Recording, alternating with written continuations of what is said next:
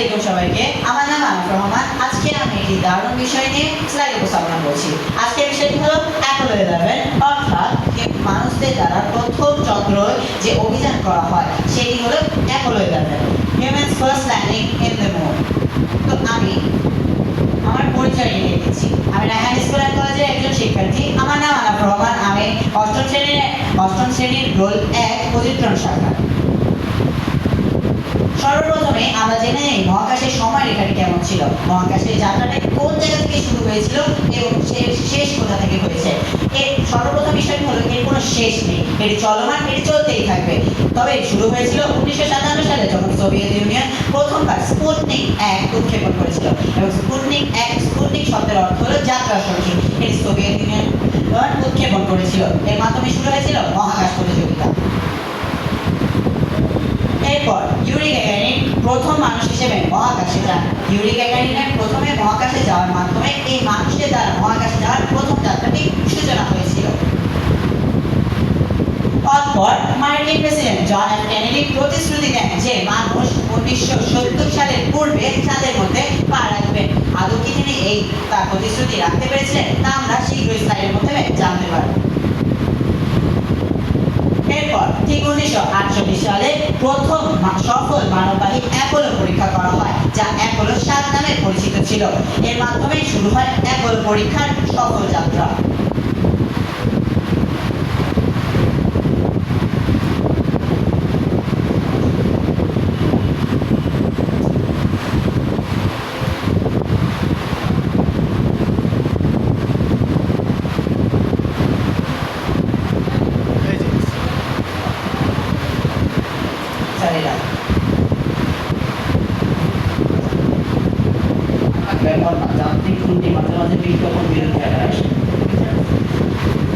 সকলকে দুঃখিত এই যান্ত্রিক ত্রুটির কারণে। এখন 1948 সালে প্রথমবার মানুষ চাঁদের কক্ষপথকে প্রদক্ষিণ করে। এর মাধ্যমে মানুষের চাঁদে যাওয়ার পরীক্ষাটা শুরু হয়ে যায়। 1968 সালে অ্যাপোলো 8 এর মাধ্যমে এই যাত্রা শুরু হয়। চাঁদে প্রথমবার মানুষ পা রাখে জুলাই মাসের 20 তারিখে 1969 সালে। তবে এর আগে অ্যাপোলো 10 এর মাধ্যমে চাঁদে নামার মহড়া করা হয়, যা এই স্লাইডের মধ্যে উপস্থাপন করা হয়নি, তবে আমি আপনাদেরকে তথ্য বিষয়ে জানিয়ে দিচ্ছি। এরপর এরা হলো আমাদের অ্যাপোলো 11 এর যেসব ক্রিউ মেম্বাররা ছিল তাদেরকে আমরা এই স্লাইডে উপস্থাপন করেছি। সর্বপ্রথমেই হলেন নীল আর্মস্ট্রং, যিনি এই সম্পূর্ণ মিশনের কমান্ডার হিসেবে ছিলেন। এরপর হলেন মাইকেল কলিন্স, যিনি কমান্ড মডিউল পাইলট হিসেবে ছিলেন। তিনি একা চাঁদে কলম্বিয়া লুনার মডিউলের মাধ্যমে একা চাঁদকে প্রদক্ষিণ করেছিলেন, যখন তার বন্ধুরা অর্থাৎ নীল আর্মস্ট্রং এবং বাজ অলড্রিন চাঁদের মধ্যে বিভিন্ন পরীক্ষা নিরীক্ষা করছিলেন এবং লুনার মেটেরিয়াল কালেক্ট করছিলেন।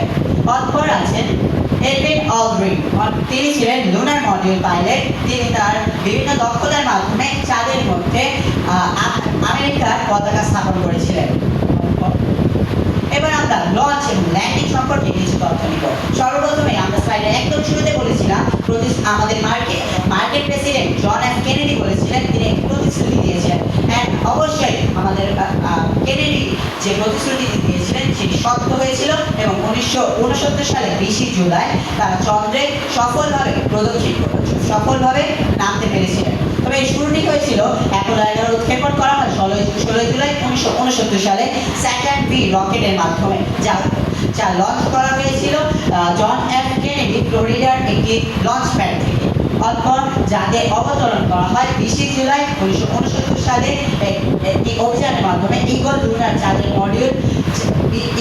লুনার মডিউলটি চাঁদের মধ্যে সফলভাবে ল্যান্ড করতে পেরেছিল। এরপরে আছে 24 জুলাই 1969 সালে অ্যাপোলো 11 দীর্ঘ 8 দিন 3 ঘন্টা সফরের পরে চাঁদের থেকে সফলভাবে পৃথিবীতে ল্যান্ড করতে পেরেছিল। এর মাধ্যমে শেষ হয় এই অ্যাপোলো 11 এর দারুণ একটি যাত্রা। এই যাত্রাটিতে অ্যাপোলো 11 যে রকেটটি ছিল, এই রকেটটি 15 লক্ষ কিলোমিটার অতিক্রম করেছিল। তবে চাঁদের থেকে পৃথিবীর দূরত্ব মাত্র 3,84,000 কিলোমিটার। তবে এই 15 লক্ষের পিছনে রহস্যটি হলো যখন এই যে রকেটটিকে উৎক্ষেপণ করা হয়, তখন সেই উৎক্ষেপণের মাধ্যমে বিভিন্ন কার্ভের কারণে এই দূরত্ব 3 লক্ষ থেকে 15 লক্ষ লক্ষ্যতে পৌঁছে গিয়েছে। এর মাধ্যমে অ্যাপোলো 11 মানব জগতের একটি ইতিহাস হিসেবে পরিগণিত হয়। ধন্যবাদ সকলকে। এই ছিল আমার এক স্লাইড উপস্থাপনা।